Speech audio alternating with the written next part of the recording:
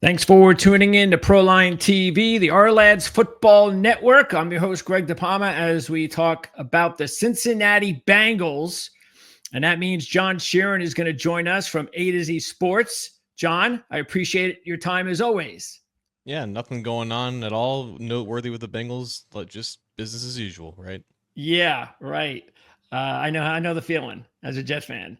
And most of it's not very good most of the time, but hey, it's the off season and there are no games to be won.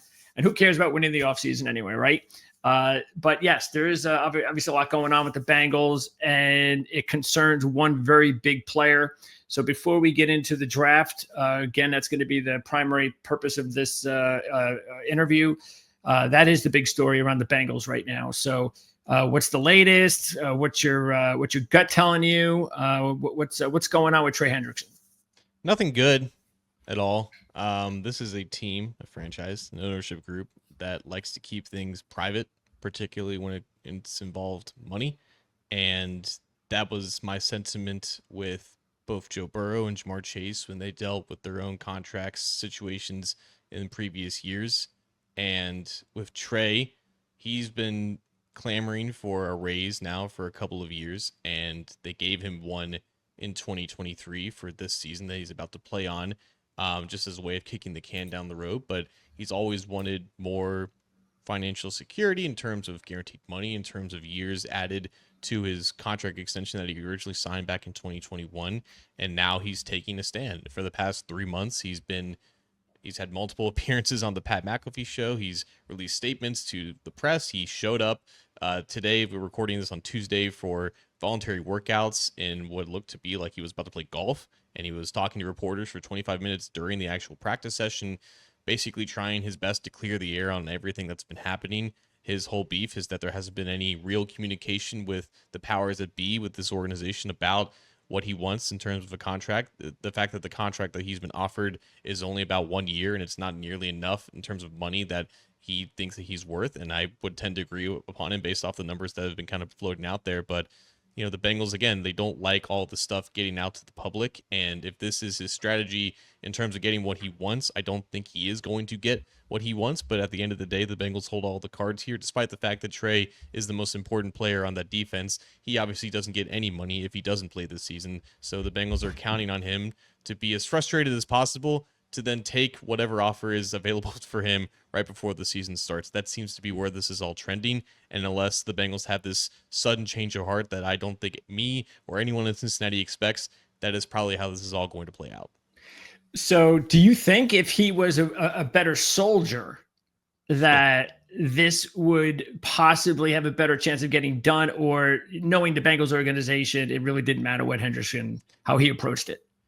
It may not matter at all because I think they still see him as the same player, a really good player, a player that they want to pay more money to, but obviously more is relative. It's probably not enough based off of how much he's actually worth compared to what other top of the market edge rushers are getting paid this offseason. Obviously, he was never going to get Myles Garrett money. He was probably never even going to get Max Crosby money, but I think somewhere, right below that range is what he's been after, and the Bengals just haven't gotten there yet. And obviously, is what's important to him is not just money this year, but money for the next handful of years, for as long as he thinks he's still going to be effective. And I think that's probably the biggest disconnect, is they may not want to invest that much guaranteed money and future money into him because they're afraid that he's going to fall off as he's now entering his 30s now. So I think, again, his best course of action, I think, would be to just kind of play this quietly and try to let these things kind of play out behind closed doors. But just because I just haven't seen this type of lever or this type of strategy from a player ever work on the Bengals. They're an extremely petty organization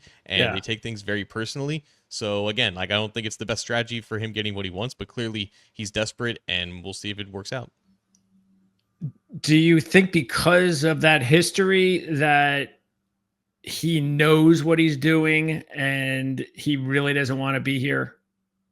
No, I think he really does want to be here. I think him showing up and saying everything that he had to say and everything that he has said this offseason has been, I want to stay with the Bengals. And I think if he really wanted to leave and just be somewhere else, I think he would be willing to play out the remainder of his deal and be like willing to do that just so he can enter free agency next year and, you know, cash in when that's available. But I think he also realizes that his best chances of making the money that he wants is to get paid this year when he's coming off of his best season. He was a freaking all pro, for God's sakes, Yeah. right? Like, and he's not getting any younger. So I think he realizes that the best chance to get what he wants is to get it with his team. And he's been very open and adamant about, you know, this is my home. You know, my wife works here. My son was born here. Like this is the community that he's been accepted with. And I don't think he wants to play anywhere else, but he also prioritizes his future in terms of his potential earnings and everything that comes with that. So I think he kind of sees it as, I want to stay here, and this is also where I can probably make the most money right now, because the odds of him getting traded are slim to none after the NFL draft. And I think he's kind of realized that. Okay. Yeah. I mean, I ask these questions because it is kind of, it is weird that knowing the organization, why he would take this stance with the media, kind of confusing, but everybody's different, you know, and we don't know everything. So, but look, as a Bengal fan, you obviously want him. No question about it. He is the force on defense. And this was not a very good defense, as we all know, the last few seasons. And he was really the only thing on defense that